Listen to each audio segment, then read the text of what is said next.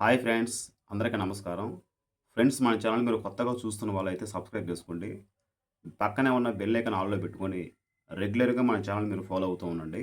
మీరు ఖచ్చితంగా channel follow అవుతూ ఉంటే మంచి మంచి లేటెస్ట్ ఇన్ఫర్మేషన్ వీడియోస్ నేను మీకోసం అప్‌లోడ్ చేస్తూ ఉంటాను. వాటిని చూసి మీరు మంచి నాలెడ్జ్ గెయిన్ చేయొచ్చు. అదేవిధంగా వీడియో గనుక మీకు నచ్చితే ఖచ్చితంగా లైక్ చేసి మీ ఫ్రెండ్స్ అండ్ ఫ్యామిలీ మెంబర్స్‌కి కూడా షేర్ చేయండి. ఇప్పుడు టాపిక్‌లోకెళ్తే పాన్ కార్డు రూల్స్ అనేవి మారాయన్నమాట. పాన్ కార్డు కొత్త రూల్స్ మనకిప్పుడు ఏప్రిల్ 1 తారీఖు నుంచి అమల్లోకి వచ్చాయి.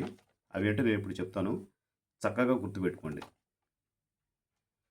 ఫస్ట్‌ది, మనం బ్యాంకులో ఏ సర్వీసు ఉపయోగించుకోవాలన్నా, అంటే అకౌంట్ ఓపెన్ చేయాలన్నా, అకౌంట్ క్లోజ్ చేయాలన్నా, అదేవిధంగా 50,000కి మించి అమౌంట్ డిపాజిట్ చేయాలన్నా, లేదా విత్‌డ్రా చేయాలన్నా ఖచ్చితంగా అకౌంట్‌కి పాన్ కార్డ్ లింక్ అయి ఉండాలి. రెండో పాయింటు, ఆస్తులేమన్నా కొనుగోలు చేయాలంటే, అంటే పొలాలు గానీ, స్థలాలు గానీ, ఏదైనా కొనుగోలు చేయాలన్నా, అమ్మాలన్నా, వాటి యొక్క వాల్యూ 10,00,000కి మించి పైన గనకుంటే, మీకు ఖచ్చితంగా పాన్ కార్డ్ ఉండాలి.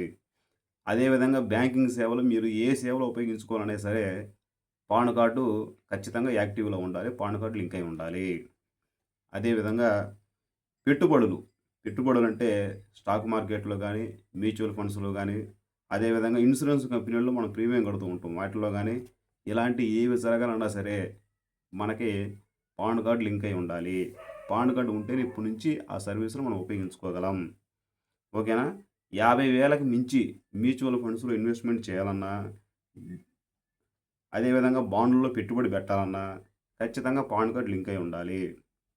ఒక సంవత్సరానికి 50,000కి మించి మీరు జీవిత బీమా చెల్లించాలనుకుంటే, ఖచ్చితంగా మీ పాన్ కార్డ్ దానికి లింక్ అయి ఉండాలి. 1,00,000 కంటే ఎక్కువ విలువైనటువంటి షేర్స్ అన్‌లిమిటెడ్‌గా మీరు కొని అదేవిధంగా ట్రాన్సాక్షన్ ఎక్కువగా చేయాలంటే మాత్రం మీరు ఖచ్చితంగా పాన్ కార్డ్ దానికి లింక్ చేసుకొని ఉండాలి. డిజిటల్ వాలెట్లుంటాయి.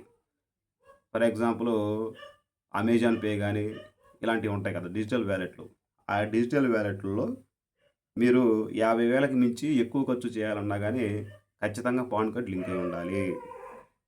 తర్వాత మీరేదైనా హోటల్ గాని, రెస్టారెంట్ గాని ఎళ్ళినప్పుడు, మీరక్కడ ఫుడ్ గాని ఏదైనా సరే తీసుకున్నప్పుడు, మీకు బిల్లు గనక 50,000కి మించి పైన గనకొస్తే, బిల్లు 50,000 పైన చెల్లించాలంటే, ఖచ్చితంగా పాన్ కార్డ్ మీ అకౌంట్‌కి లింక్ అయి ఉండాలి. అప్పుడు మాత్రం ఈ ట్రాన్సాక్షన్‌లన్నీ ఎలో అయితాయి. లేకపోతే ఎలో అవ్వదు. మనకు పాన్ కార్డ్ అనేది కేవలం ఒక గుర్తింపు మాత్రమే కాదు. ప్రతి ఆర్థిక లావాదేవీని ట్రాక్ చేసే ఒక ప్రధాన సాధనం. ఓకేనా? సో, అందుకని మీరేం చేస్తారంటే ఖచ్చితంగా మీ యొక్క అకౌంట్‌కి పాన్ కార్డ్ లింక్ చేసుకోండి. మీ యొక్క మొబైల్ నంబర్‌కి, అదేవిధంగా ఆధార్ కార్డ్‌కి మీ యొక్క పర్మనెంట్ ఫోన్ నంబర్ లింక్ చేసుకోండి. ఓకేనా? తర్వాత మీకేమైనా బ్యాంకులో ఎక్కడైనా ఏదైనా కేవైసీ చేయాలంటే మాత్రం ఖచ్చితంగా ఎళ్లి చేసిరండి. పాన్ కార్డ్ యాక్టివ్‌గా ఉందో లేదో ఒకసారి చెక్ చేసుకోండి. పాన్ కార్డ్‌లో ఉన్న పేరు, ఆధార్ కార్డ్‌లో ఉన్న పేరు సేమ్ ఉండాలి. అదే బ్యాంక్‌లో ఉన్న పేరు కూడా సేమ్ ఉండాలి. ఈ 3 సేమ్ టు సేమ్ ఉండాలి. పేరుతో పాటు డేట్ ఆఫ్ బర్త్, మీ యొక్క మేల్ ఆర్ ఫీమేల్ ఇలాంటి డీటెయిల్స్ కూడా సేమ్ ఉండాలి. సో, ఈటిల్లో ఏవైనా తప్పులు గనక ఉంటే మీరు ఖచ్చితంగా కరెక్షన్ చేయించుకోండి అక్కడికెళ్ళి. సో, ఈ ఇన్ఫర్మేషను మీకు నచ్చిందని నేను చక్కగా అనుకుంటున్నాను. సో, ఈ ఇన్ఫర్మేషన్ గనక మీకు నచ్చితే వీడియోని లైక్ చేయండి. అదేవిధంగా వీడియోని మీ ఫ్రెండ్స్ అండ్ ఫ్యామిలీ మెంబర్స్ కూడా షేర్ చేయండి. Thank you.